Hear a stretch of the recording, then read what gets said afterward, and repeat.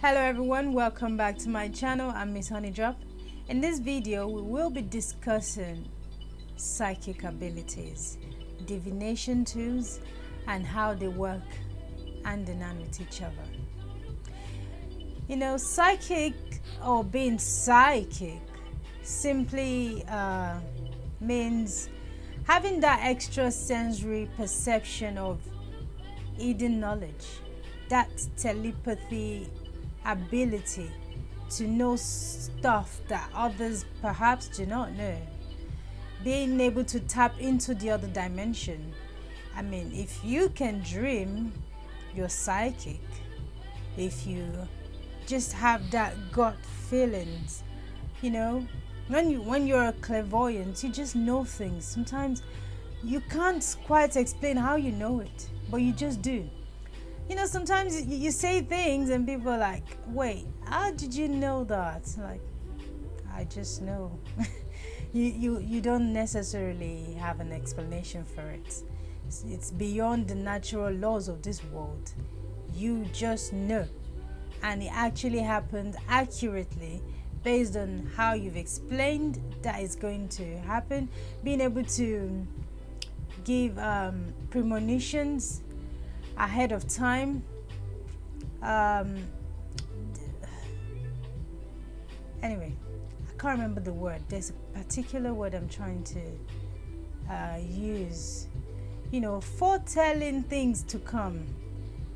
That's another way to explain it. But there was something else I wanted to say. I can't remember now. So that's just what it really means to be psychic. But then, what are divination tools? They simply are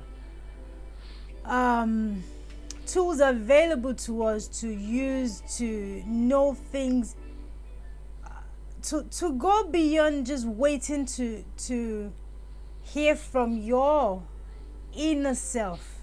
When you rely solely on your psychic gifts, you sometimes literally have to wait for the information to come to you. But when you have divination tools, you can search out the information for yourself. You can ask questions. You can investigate the past, the present, the future using divination tools. Some of them are tarot cards, pendulums, Ifa, the Okpele and Iki. Those are also divination tools. Using crystal balls, that's also a divination tool. Water divination, there are people who actually do have the gift to look into water and see a clear picture, like a whole reading. Same thing as fire. I don't know how they do that one. But they look into the flames and they can read signs, tell you things to come. Some people would say, oh, that's witchcraft. Maybe it is, maybe it's not. Maybe some people are just gifted in a very unique, unexplainable ways. There are people who do not actually practice any form of witchcraft. They just can do things. Even they themselves do not understand how they are able to do it, but they just can. And then when they had actual spell work to it, it just makes it even more powerful. I keep saying one thing: power is power, energy is energy. It is the person behind it that can either make you good or bad. And when you naturally have the gift, the ability, the innate nature to just create things, when you now had magic to what you naturally have, it's fireworks. It's just explosive. Wow. Yeah, it's indescribable. That's how it feels. When you have psychic abilities like I spoke about, and you do know how to use divination tools, when you bring these two together, it's magical. Because your spirit mind, your gift is channeled into the divination, and you go over and beyond the instructions that comes with each reading. Say for instance, tarot, they come with pictures and they have their meaning already attached to them. But when you use your intuition to interpret the card during a personal reading for someone, or whatever reading you are doing, you find that the messages that will be coming through would be different from what is available in the mainstream or what everyone else is doing. Someone else will pick a tower card and make a very beautiful message come out of it, and you'll be like, how did you do that? You know, someone would pick which other card is crazy that sends people off. A 10 of swords or 10 of wands, those two cards are just crazy. And you'd bring a very beautiful message out of it, because it's like, oh my gosh. Or even 8 of swords, where you feel trapped in your own energy, self-caging energy, self-inflicted imprisonment. And then someone would tell you that, oh my God, I see you coming out as a butterfly out of its cocoon or whatever. Someone would interpret it completely different from what the card's instructions or actual meaning, what it comes with. It will be different, because you are channeling your inner energy into the reading, connecting with the card based on what the spirit is telling you. You are merging the spirit of your own spirit guides, the person you're speaking to spirit guides, the card's energy, the intuition that you're born with, and you're weaving all these things together into a beautiful ball of light. And it's just, oh my God, it just talking about it excites me. Like, if you understood where I'm coming from, you'll understand why I'm this excited. You know? Same thing goes with Ifa divination. Obviously, there are many old Ifa and how you read the thing and whatever, whatnot. But when, as a channeler, a medium,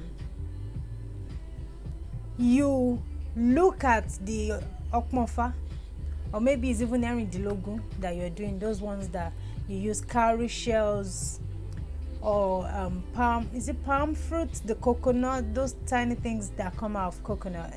It's called palm fruit. You use it, those are the things that I use for Erin Dilogun. And you put it down, the message is saying one thing, but you as a medium, you get other messages. I'll give you an experience, or rather I'll share an experience with you that happened to me personally between myself and a close friend. I was doing a personal reading for them a while ago, not so long. And in the middle of that, I could have just used my intuition to speak and tell them things they wanted to know. But sometimes it's exhausting, because it's actually a lot of energy to bring in that information. So sometimes just use divination tools. Why wear yourself out in the name of trying to show that you are gifted? Your natural abilities are still going to come through anyway, because if you're going to give a proper reading, you need to channel that. Anyway, back to what I was saying.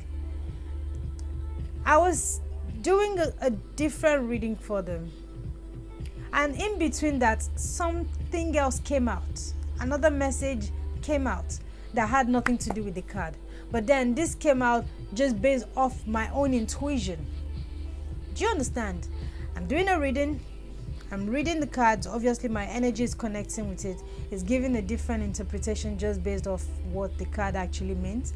But then, from that period, from that card, also another completely different message that does not have anything to do with it comes out. Now, this is how you marry divination tools, your spiritual gift, together, knowing how to interpret the information flowing through you, because when you're doing a reading, so many informations are coming in, and sometimes if you're not spiritually mature, you wouldn't know how to navigate it and bring it together, mold it into a round, beautiful ball, and present it to the person.